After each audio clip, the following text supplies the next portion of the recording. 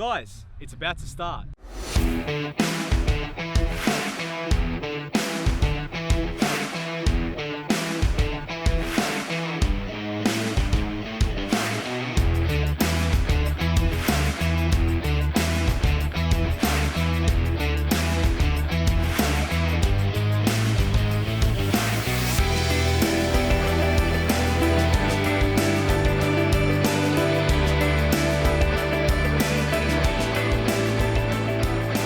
Hello and welcome to The Rush Behind. Nick Tabato here with St Kilda aficionado Christopher Nice and Richmond diehard Athos Sirianos. Another day of social distancing, another day behind our screens instead of being at the usual RMIT studios. I believe now this is week 4 of doing this from home, guys. I think so. Week 4. I think it's our fourth episode like this, which means our 4th top 10 list, which are always so much fun and they're very fun to make and to watch as well. Absolutely. I had a lot of fun putting this one together, going through some old highlights, some really interesting stuff in there. But as always, Nick, there's some footy news for us to dissect, even though we haven't got a season up and running just yet. Yeah, exactly right, guys. And it's obviously now time to have a look at what's been happening in the news as of late. And one thing which dominated the headlines, and obviously for those that watched last Friday, they may, I guess they would have been wondering why we didn't talk about it, but just to sort of blur those lines, remember this is being recorded before Friday, was the incident regarding Lachie Hunter from the Western Bulldogs and Adelaide's Tyson Stengel, but also not just Lachie Hunter from the Bulldogs, but Billy Gowers and Bailey Smith as well. They've had their suspensions passed down, both of them, both Hunter and Stengel missing 4 games with respective fines and other sanctions, along with Lachie Hunter relinquishing the vice-captaincy of the Western Bulldogs. A very messy situation, guys. Certainly. This was incredible news that not only one of them were involved, but a myriad of players were involved from the Bulldogs. It's a blueprint of what not to do, and obviously they're all going through a pretty difficult time, so we hope that they're all well mentally and physically. But yeah, it was a really weird 24 hours where both Hunter and Stengel were involved in these massive car accidents, and as we've seen, the clubs have come down pretty hard. They'll miss footy, and they've been handed with pretty hefty fines as well. And yeah, deservedly so for mine. You don't want to hang these 2 young men out to dry, but pretty irresponsible stuff. I think the penalties are quite fair, and a 4-week suspension for the 2 of them, and especially if we see a condensed season, is going to have big impacts. But you've got to lay down the law in these situations, in my personal opinion. Well, especially for the Bulldogs, you lose your former vice-captain, a key player in their midfield, a guy that is a former premiership player as well. And for a team that in round 1, I know that the gap between round 1 and round 2 is so different compared to what we usually see, but they got smacked on in round 1 by the Pies, and they were very much off their game. So they'll be looking to bounce back when this all starts again, look to really kickstart their season. Because as we did say, 17-game season means that wins are all the more precious. There's not as much room, I think, to be losing games and be missing players for suspension. But talking about football potentially returning, we've gotten one step closer to finding out whether footy will return. We'll know next week whether we'll be seeing football returning in quarantine hubs around the country. The MCG and Marvel Stadium have put their hands up and potentially to host some games, bit of a gala of football of sort, and it looks like we could be making a return as soon as June or July.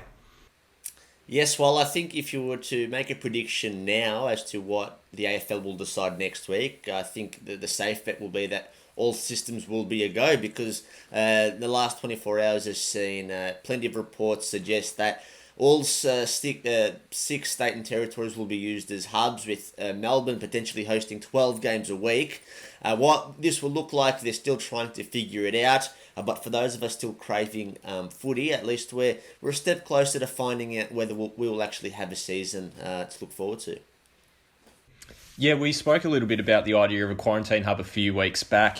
And it was entertained that Melbourne would only be used for the final series, but it's looking like now that it's a potential to use the MCG, possibly Marvel Stadium, and that would see another place for teams to sort of hop about on their little cross-country sort of around the nation, playing a couple of round-robin type games, just being locked down in a hub for maybe a week or so before moving on to the next location.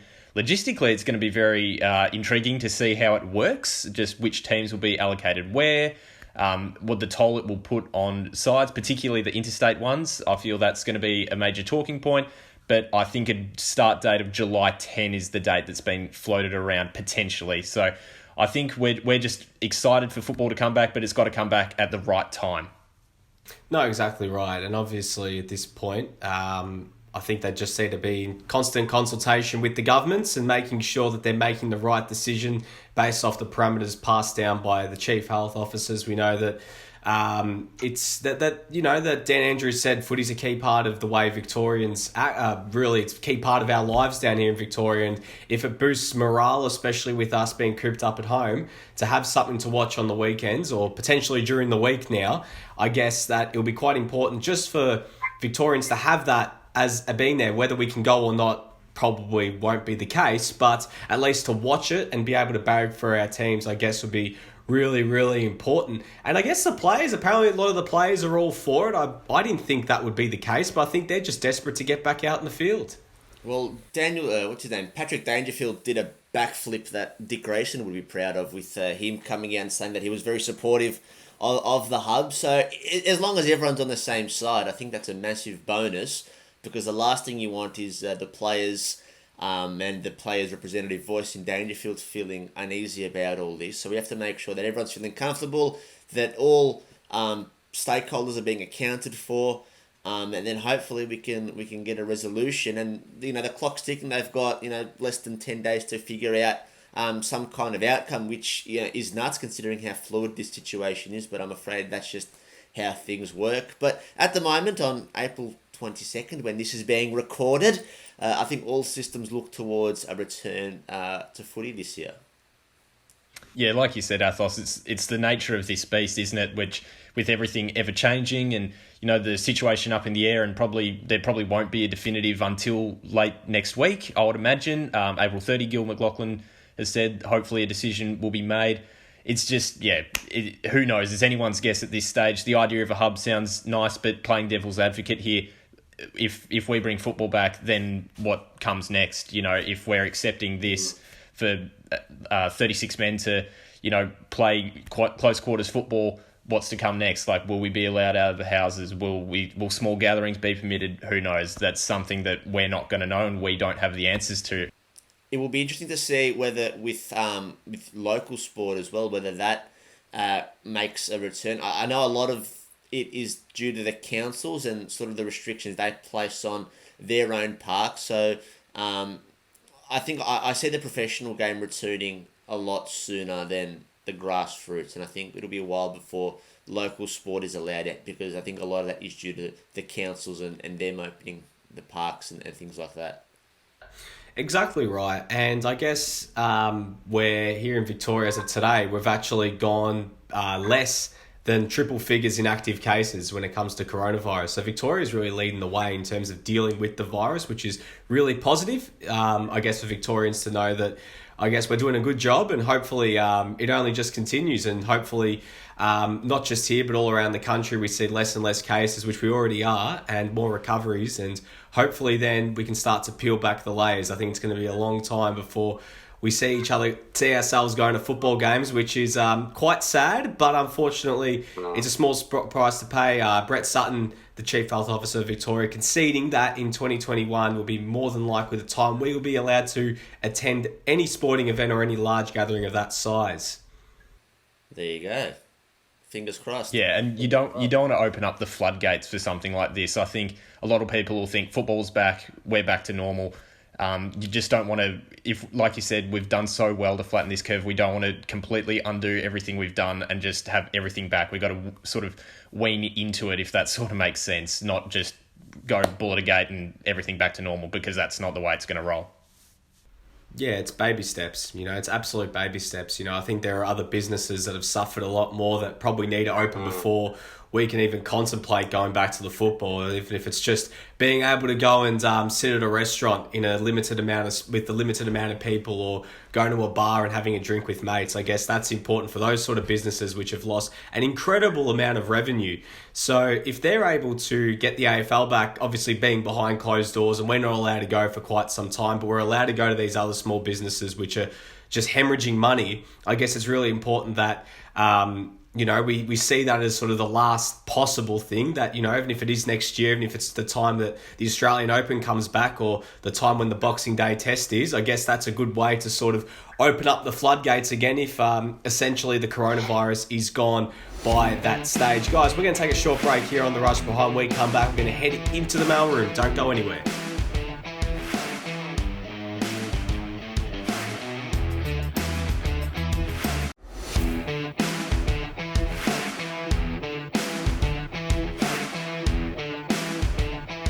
Hello and welcome back to The Rush Behind, and this weekend it's a bit of a different weekend in our football calendar. It's Anzac Day, usually a day where remembering the past soldiers that obviously fought for us here in Australia and New Zealand. And usually on Anzac Day as well, footy fans, especially from Collingwood and Essendon, congregate to the MCG in their thousands to see the annual Anzac Day game. This year, no Anzac Day game for the first time in over 25 years between Collingwood and Essendon. There will be a lone bugler playing at the MCG. Obviously, be a bit of an eerie ceremony. Usually they're playing in front of 100,000, and been to plenty of Anzac Day games throughout my lifetime. It's one of the great ceremonies to witness. It's a real spine-tingling moment. And it made me start thinking, obviously this has brought back a lot of nostalgia throughout this period without footy. A lot of us are going back through the archives and looking back at some of the great games. It's made me think about what some of my favourite Anzac Day moments, and for me, my favourite easily goes back to 2012, and it's something that we will talk about a little bit later in our top 10. From one of the performances in that game was Collingwood defeating Essendon with a late Jared Blair goal, a soccer off the ground with under a minute to go to win the game. One of the first uses of score review as well, and the Pies got the job done in the wet. Just quickly, guys, do you guys have any Anzac Day moments or performances which stand out for you that throughout time? Well, I'm normally hoping that both teams lose on Anzac Day, but I do remember in 2009, there was a Greek from Mount Olympus who came to Melbourne's Coliseum and won the game at the end, with David Zacharakis kicking a nice goal in his first season, and he just became immortalised after that. Didn't really need to do too much in his career after that goal, because Bombers fans just simply adore him, even still to this day. And he didn't do the drugs either, so he's a good boy. Yeah, Zaharakis is the one for me that memory just sticks out. I remember where I was at the time, and just remember seeing the goal in the wet and the celebration and the commentary and everything. Just, yeah, it's one of those footy memories that just burns into your mind, and I reckon it's something we should talk about next week, just our lasting footy memories, maybe bring in some photos or something like that. So I reckon we can definitely do that, get a bit of the nostalgia rolling. No worries. Definitely could be on the cards. Let's head into the mailroom, Chris. What do we got? Yep, first up here, we've got a Facebook message from Peter, and he says, do you think the finals structure should change in any way? There's been a lot of talk about it this week, Nick. Look, you know what? I'm actually going to throw this to Athos, because Athos has been, he's very vocal when it comes to changing the final series. Athos, what are your thoughts? Absolutely. I think 7th and 8th absolutely make up the numbers. I know the Bulldogs won it, but that's an incredible anomaly that I don't think we'll see for a long time. I'd just keep it to a top 6, or else you're really diluting the quality. You have top 2 get the week off, 3rd versus 6th, 4th versus 5th, and 2 semi-finals and a grand final. The final series, I think, should be a prestigious tournament with the best of the best, and you're not quite getting that with 7th and 8th, and those games are normally blowouts anyway. We saw what West Coast did to Essendon last year, where they just obliterated them in that first elimination final. So I think, reduce it by 2 to actually mean something to qualify for the finals, and it won't happen because they rely a lot on the revenue and the marketing that they get from the finals. But I think it'd just be nice to reduce the numbers and actually make it somewhat of an achievement to make the finals. Yeah, this is normally where I'd say, yeah, absolutely agree with you, Athos, but I'm going to disagree. I just think just leave it the way it is. I think we're all getting a little bit bored in quarantine and just trying to find ways to tinker the game. I know we've talked about rule changes ourselves, and there are some that we'd like to see. But I think this one, it's the AFL McIntyre system has been in place for over 20 years, I think it is. We've had a Final 8 for a long time, and yeah, we've had the top 6 before that, but I think the Final 8 accommodates well for an 18-side competition. Yes, you have the blowouts like you do with Essendon. We all saw that last year, but then we also have the amazing stories like the Bulldogs, and it may be an anomaly, but it's still a cracking story. So I personally think just leave it the way it is. I don't see a need for it to be changed. At the end of the day, the best side is still going to win no matter how many teams are in that final 8 or 6 or however many you want to make it. The system gives a false sense of success because if you finish 8th, then you get blown out of the finals in the first week. You sort of go, yeah, we lost in the finals, but at least we made the finals. Whereas if you finish in the top 6 of an 18-team competition, at least you can sort of say, well, okay, we did quite well to finish in the top third. So I think a top 8 gives a false sense of success, and teams sort of, yeah, it's an odd one because they sort of think that they're more ahead of where they are, and it can lead to teams going backwards quite severely, I think. Let me just, I'll just stop you guys both because I agree with both sides, because in the top 6 system, yeah, I understand you're rewarding the best of the best and you're getting the best possible teams.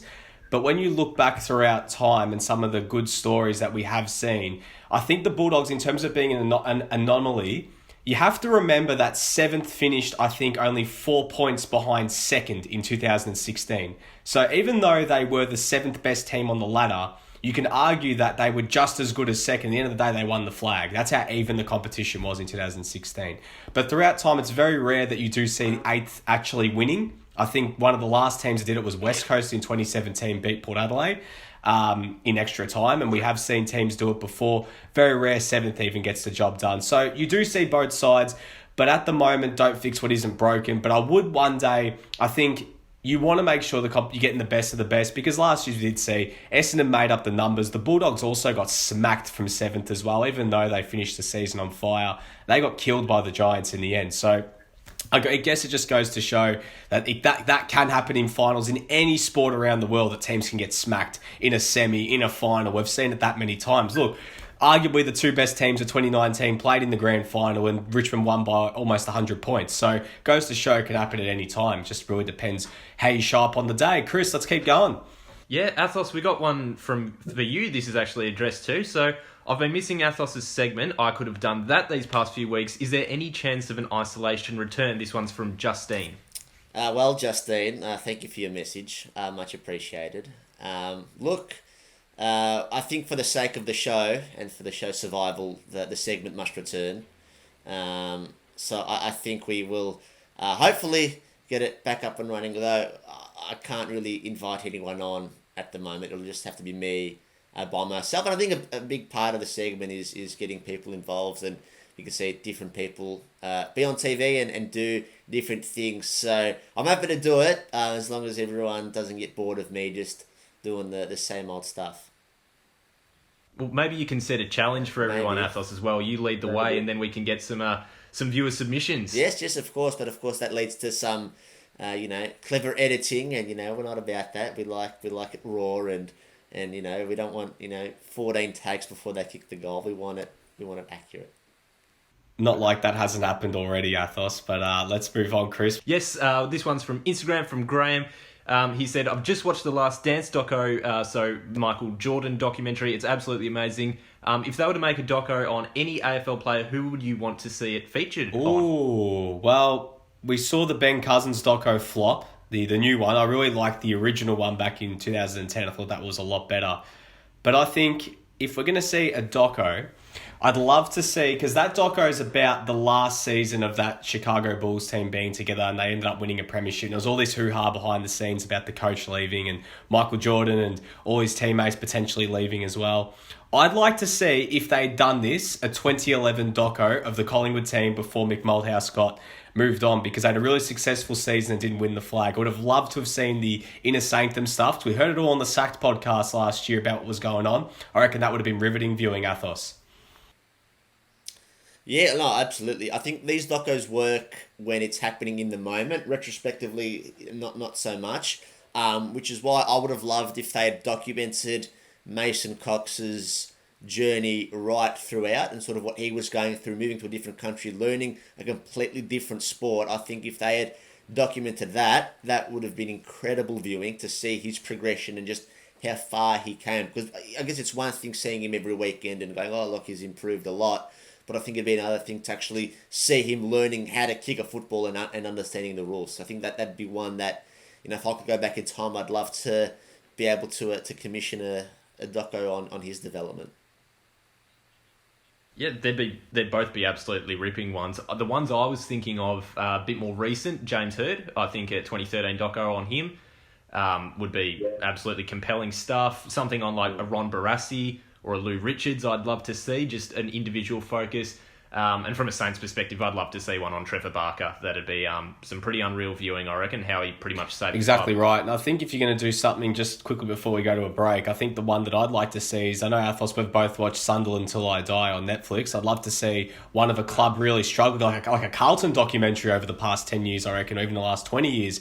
Just something like that to really sum up how things have gone and their rebuild and everything, and really get it from the fans' perspective, I reckon would be an absolutely riveting view, to say the least. Let's take a short break, guys. When we come back, we're going to head into our retrospect.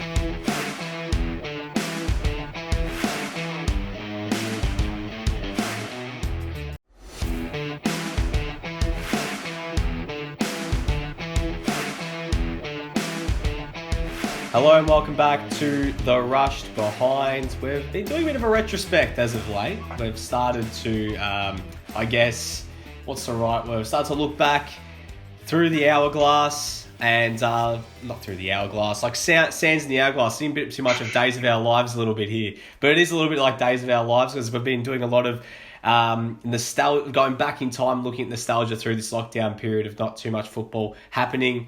And we're going to go back to 2003. It was the second year of the Brisbane three-peat. A bit happened that year, and one of them happened, it really started from the off-season before that, and that was the Carlton salary cap scandal. They were completely, I guess, decimated after, really, I guess, finding loopholes for so long, and when they were able to dominate the competition, then it really affected them for a long time after. Athos, tell us a little bit about what happened with the Blues.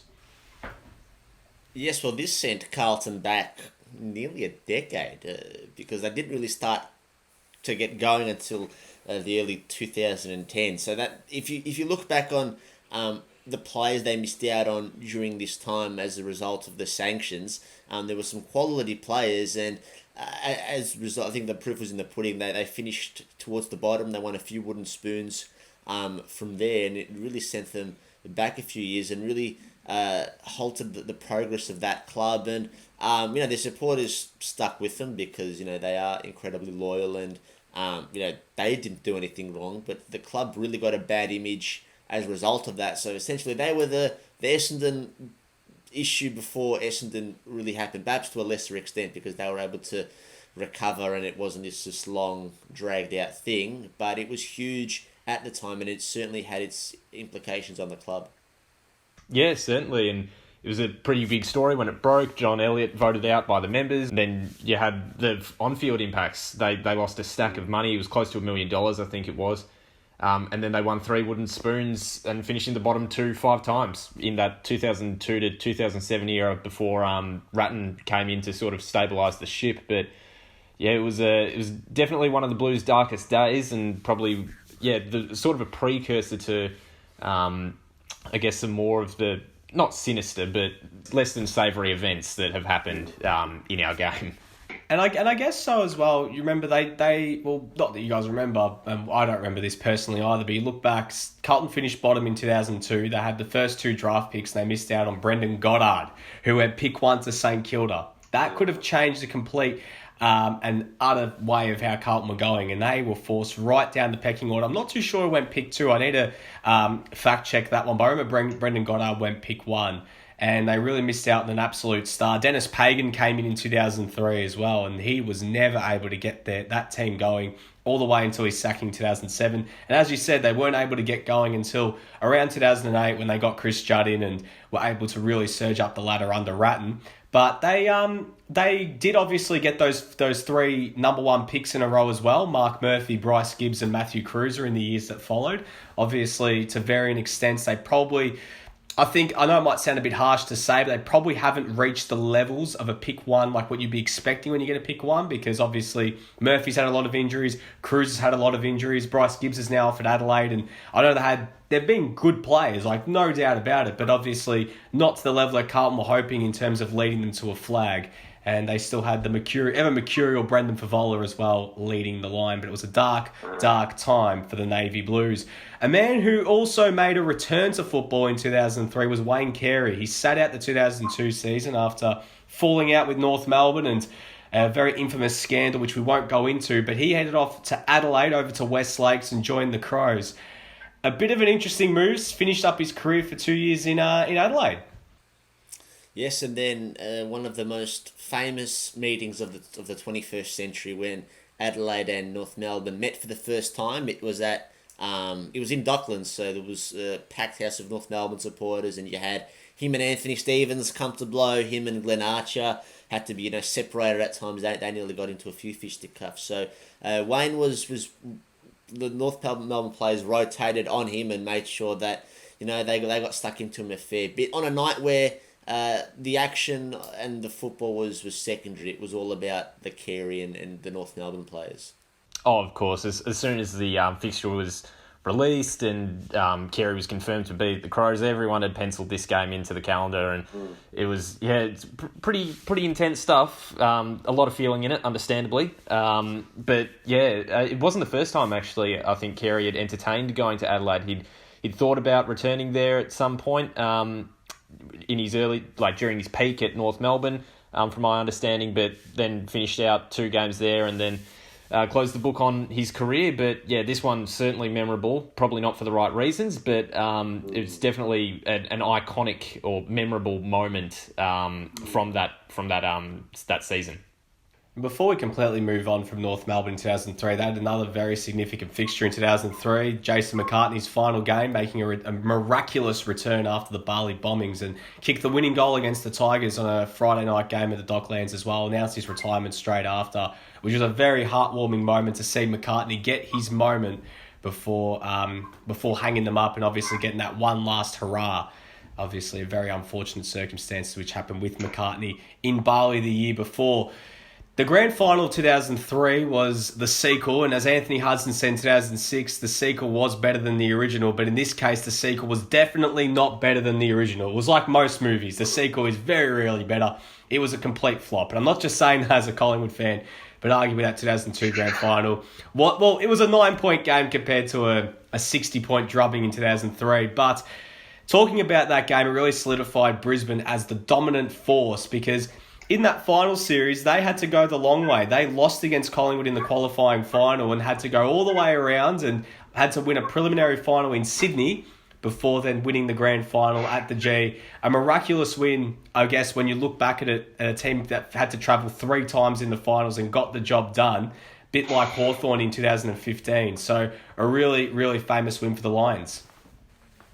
Certainly, and they did that with Nigel Lappin having his broken ribs, which we spoke about a few weeks ago. It was Brisbane at their very best, 3 in a row, something we hadn't seen for quite some time. They asserted themselves as the dominant force in the AFL. It was also a big year for Port Adelaide. They finished on top of the ladder for the 2nd consecutive season and choked again, and they would have to just wait 12 months before they got their prize. But 2003 was also a year that the MCG, the Great Southern Stand, was being renovated. So I think that's why, if you look back, the crowds weren't as big. So the G was going through massive transformations as well. So it was a big year, 2003. Plenty going on. Yeah, only a 79,000 crowd for that 2003 grand final, Athos. So yeah, like you said, the Southern Stand renovation is really putting a dampener on a completely sold out 100,000 plus crowd. But yeah, it was pretty hard, Nick, I would imagine, to live up to the 2002 grand final. We saw the ferocity of that, and then 2003 was a bit of a it was a bit of a fizz, I guess you could say, in some respects, but not taking anything away from Brisbane at all. They were an absolute force during those years. Could have had many more than that. Could have probably had 4 had it not been for 2004. But it's one of those grand finals that definitely didn't amount to the big hype, but was still one that went down the history books nonetheless. Yeah, exactly. In 2003, that grand final, I think a lot of Collingwood fans, were a bit more disappointed because they got there by beating Brisbane and Port Adelaide to get to the grand final. I think that, speaking to a lot of my family that, do remember it a lot better than what I did when I was only 5 years old, they had that feeling that, this is it. But there was an untimely suspension to Anthony Rocker in the preliminary final. The second year in a row, Collingwood had a key player rubbed out in the grand final. It was Jason Cloke the year before. And it completely threw Collingwood's forward structure out of whack. Chris Tarrant, who had a great season in 2003, All-Australian that year, didn't have his partner in crime, and Anthony Rocker kicked 4 goals in the grand final the year before. And it goes to show when you lose a key player like that, it does throw things completely out of whack for a forward line, which have worked so well all year with the young Alan Didak, Leon Davis and co.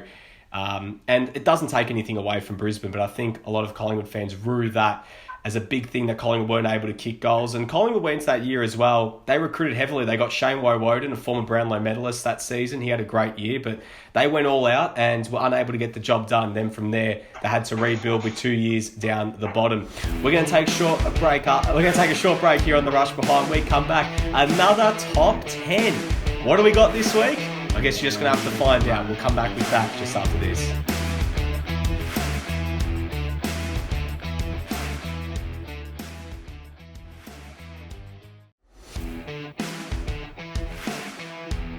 Welcome to another edition of the Rush Behind's Top 10 Countdown. This week we're looking at the top 10 greatest individual performances. And boy oh boy, wowee, some of these are simply unbelievable. With so many legendary players, remarkable games and match-winning moments scattered throughout the game's history, there will inevitably be some huge snubs on the list. But that's where we want to hear from you. Which players do you remember winning games off their own boot, guiding their sides to victory, or leading the charge in the most dramatic of triumphs? Let us know. Well, let's not mess about any further. Let's get into it.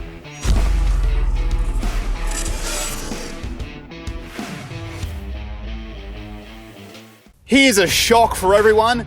We're starting off this list with a defender, and a very famous one at that. Defenders in the 90s were the peasants in the AFL autocracy, ruled by the power-hungry forwards. Nobody really cared about them, and they were just there to make everyone else look good.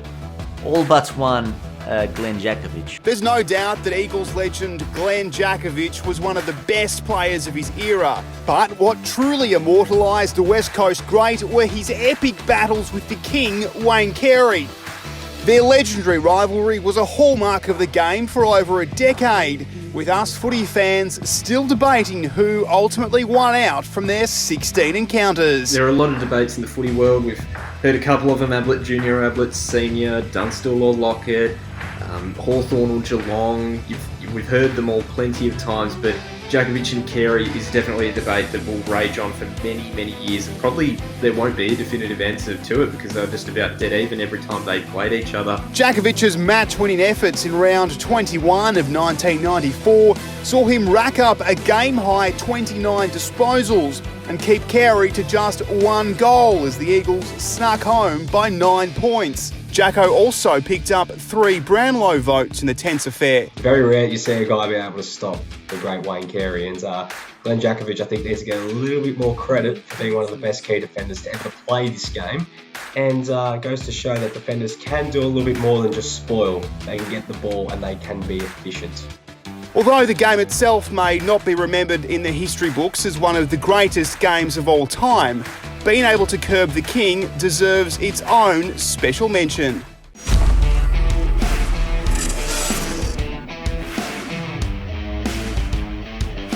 It's funny, we just spoke, you'd almost say negatively, about the Kings' performances, but when Wayne Carey turned things around in 1996 against Melbourne, he put on a show. He kicked 11 goals against the D's and completely take the mick out of Melbourne. Sort of how most teams have been doing to Melbourne since 1964. Take the mick, he absolutely did, Nick. The King was on fire in this spectacular outing in 1996, single-handedly crushing the Demons with an 11-goal onslaught, complete with 31 touches and 15 marks. All great kings had great coronations. Arthur pulled the sword out of the rock. Elvis introduced us to rock and roll. Joffrey, well, he was kind of just born, wasn't he? But Carey, perhaps the greatest of them all. While Carey was already an established powerhouse for the competition and had already been crowned as a Triple All-Australian, dual best and fairest and captain of the Roos, this was an undeniable showing of his class around goal. Carey never beat his famous 11-goal haul but came close in 1999 with 10 against Essendon in one of the greatest games of the 1990s. Watching Carey play in that game was like comparing champagne to cordial. There was no distinction between Carey and the very young Melbourne side who couldn't really do anything to stop the King on his day. You could say his 11 snags were figures, fit for a king. Yeah, okay, that was terrible. I'll stop there. Next!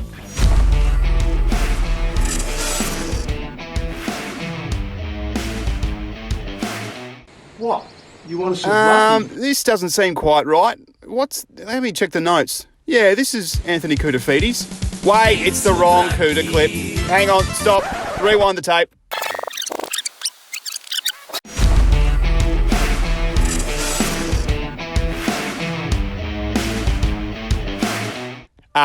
Much better. The year was 1999 and the Blues were down by 11 points in the prelim against hot favourites Essendon. It would take something magical to get the Baggers over the line and topple the mighty Bombers, and it came in the form of Koutafidis. There were two certainties heading into this day. The one being that Jeff Kennett's Liberal Party would be re-elected, and the other being that Essendon would steamroll Carlton and qualify for the grand final. Now, while nobody could see the Liberal Party's ultimate choke, Anthony Koutafidis was the one who made sure that Carlton would do the unthinkable and beat the Bombers in a year where they looked unbeatable. Through the midfield, up forward and down back, Kouta did it all, willing his side over the line in a colossal half hour of play. Kouta's final quarter in the 1999 prelim is simply one of the greatest ever. If you run through the stats sheets, 10 disposals, 6 marks, 2 goals, 4 clearances, 3 rebounds, which by my calculations, I'll just do the maths quickly, 120 Supercoach points. Yeah, look, you're acting as about as good as Kouta's there, mate. Koutafidis' final heroics went down into AFL folklore, with Carlton legend Stephen Kernahan going as far as to say it was the greatest quarter of football ever played. One of the great modern footballers, a beast of his time, midfielder, forward, defender, he could throw him anywhere and he'd get the job done. But for Kouta, well, I guess it's unfortunate that he was riddled by injuries so much, because we'd be talking about him in the same vein that we do with Buckley, Voss and Hurd, and he might have even come away with a Brownlow one year. Brownlow? Definitely. Academy Award? Don't think so.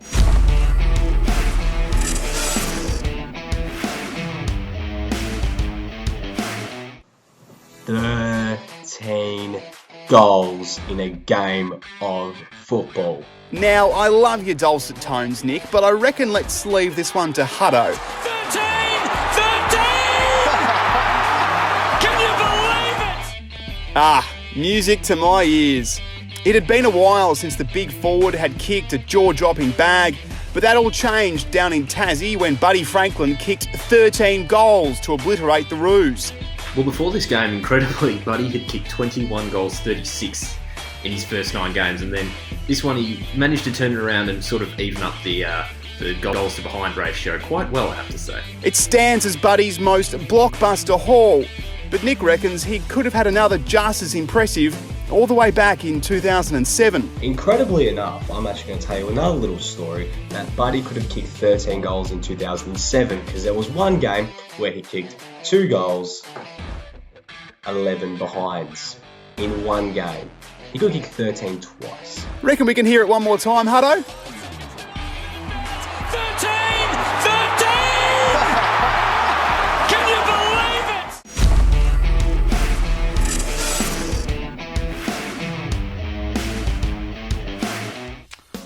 spoke about this one last week, and as you know, we just had to have a St Kilda one this week. So let's cut to Chris.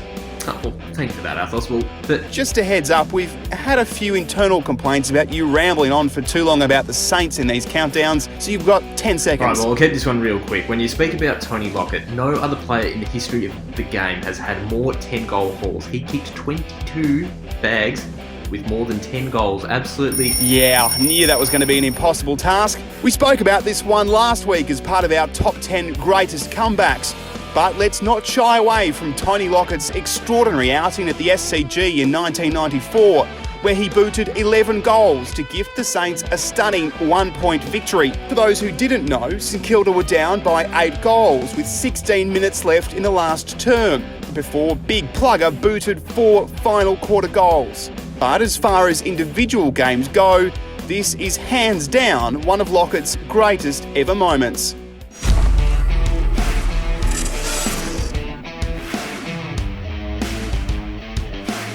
There's nothing sweeter than responding to your critics, or revenge, or is that best served cold? Well, whatever way you take it, Dane Swan got the best of it after putting together a mind-boggling performance on one of the game's biggest stages, Anzac Day. Swanee gave everyone a big up yours this day because during the week all the media had castigated the Brownlow medalist, having a go at his body weight and his general demeanour, and then Swanee did what Swanee does best and put in an absolute blinder of a shift. Well, Swanee, in typical Swanee fashion, clocked in a lazy 42 disposals, 13 clearances, 6 tackles and 3 goals on Anzac Day.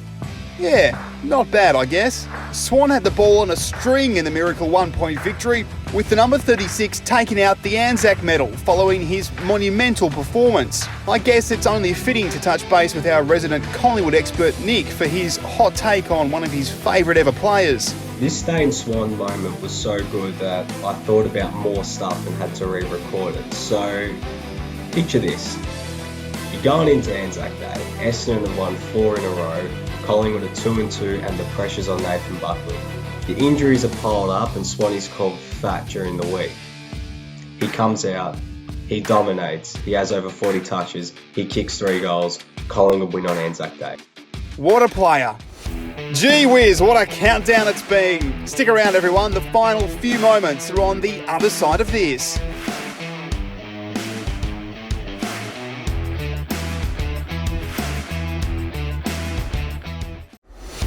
Welcome back to the Rush Behind's Top 10 Countdown. We've been looking at the top 10 greatest individual performances, and my word, have there been some rippers. I'm more excited than a kid on Christmas Day to see what's next, so let's get right into it.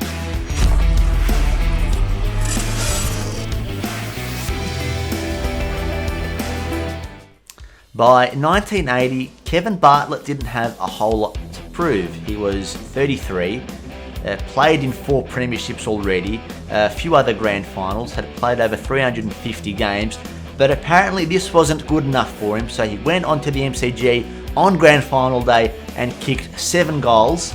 He tried to kick about 11 because he was afraid of the handball. If you watch the highlights, I think in that game he only gave off 1 handball, which actually registered for a goal assist, but that's why he was christened the nickname Hungry, because he tried kicking all sorts of goals over his head, on the ground, left foot, right foot. 7 of them went in that day. He equalled the record for the most goals scored in a grand final and won, rightfully so, the Norm Smith medal on that day. Well, I think that's all my notes that Athos has used up. Let's see, I might be able to add some more fun facts here. Well, KB missed a shot on goal in the last 3 minutes, which would have been a VFL record. Gee whiz. Let's see what else we have here.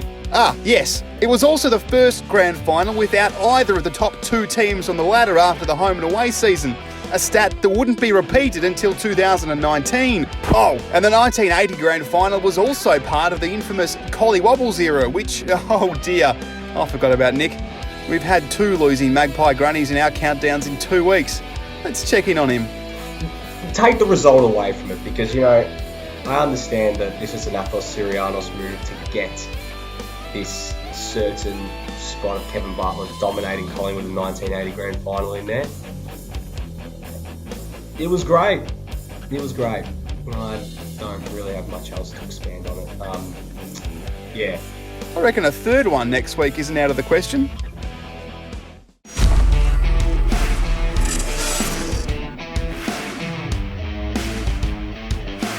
Oh, this will cheer Nick right back up. Nathan Buckley was one of the best players to ever represent the black and white, with his sterling performance in the 2002 grand final loss proof of his greatness. Bucks notched up 32 touches and a goal to take out the Norm Smith medal, becoming just one of 4 players to do so in a losing grand final. It is very rare that a player wins the Norm Smith medal in a losing grand final. And Nathan Buckley is one of the very few, including guys like Chris Judd. And that's what he did in 2002 in a game that was incredibly tough. It was resilient. You had to be tough to get through it. People were copping wax, and Buck stood up. Almost didn't go his way, funnily enough. So Michael Voss had 5 really crucial touches in the last few minutes of play, and it could have swung the Norm Smith voting in his favour, but because at the time the judges' votes had to be compiled before the completion of the final quarter, this meant that Bucks was sort of locked in as the winner about 5-10 minutes out from the finish before Voss had a chance to play his full game. So funnily enough, they changed the rule after this grand final. I'll tell you what, that performance was incredible, summed up by that beautiful goal on the run from just outside 50 on a tight angle in wet conditions. Nathan Buckley, an absolute superstar. Unfortunately for him, he wasn't able to get the premiership as a player, but hopefully he can get one as a coach one day.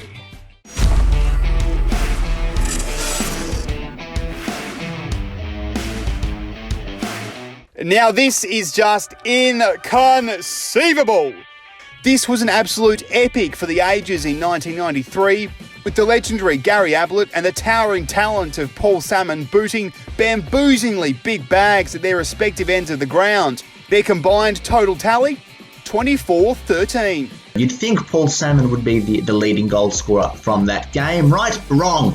He would be beaten by one Gary Ablett Senior who kicked 14 goals, 7. So between them they kicked 24 goals, registered 37 scoring shots, which is just absolutely insane. Paul Salmon rose like a salmon and stung like a bee. Jesus, this script writing is questionable. He kicked 10-6 while Ablett snared an almighty 14-7 in a career-best performance. Gee whiz, I haven't done maths with numbers this big since high school. I can't imagine kicking 14 goals in a game and my team still loses. I'd be pretty filthy with that. Ablett's relocation to full forward after he came incredibly close to retirement the year prior proved to be a masterstroke, with the Geelong superstar passing the 50-goal barrier after 6 games and snaring the Coleman with a casual 124 goals for the year. On the flip side, Salmon went on to enjoy premiership success with the Bombers that year, booting 5 in the stunning grand final triumph. This match was a clash of the titans. It was like Hulk Hogan versus the Ultimate Warrior. It was like Michael Jordan versus LeBron James that had ever happened. It was like peanut butter versus jelly. It was the 2 best forwards at the time going head to head. Absolutely remarkable. But hold on to your seats, ladies and gentlemen, because this is about to get even bigger.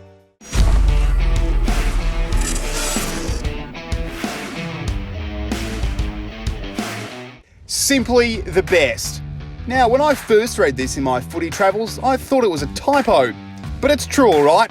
A whopping 17 goals from the champion Jason Dunstall himself. Now, the Chief was used to booting big bags week after week, but this 1992 masterclass was something else entirely. Oh, you kicked 17 goals in a game, you kicked over 100 points to your own name. Some players don't even kick 17 goals in their career. Jason Dunstall decided to make Waverley Park his own backyard.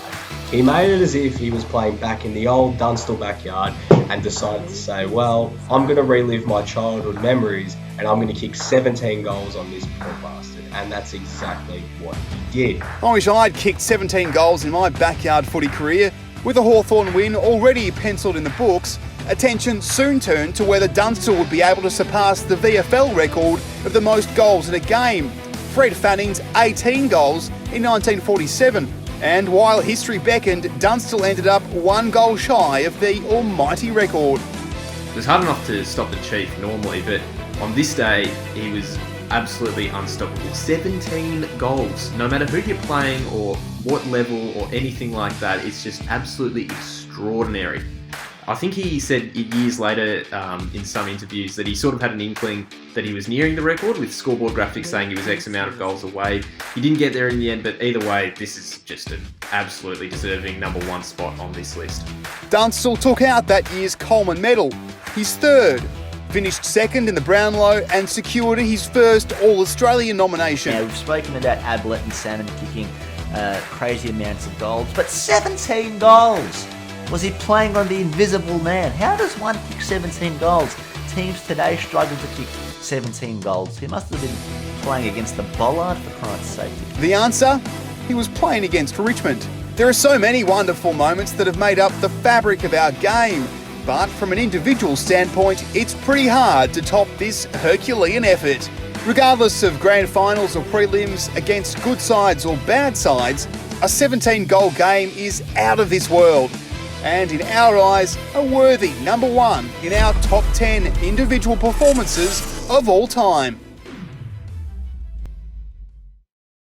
Well, another great top 10, guys, and all wrapped up with Jason Dunstall's bag of 17 goals at VFL Park. What a performance to kick.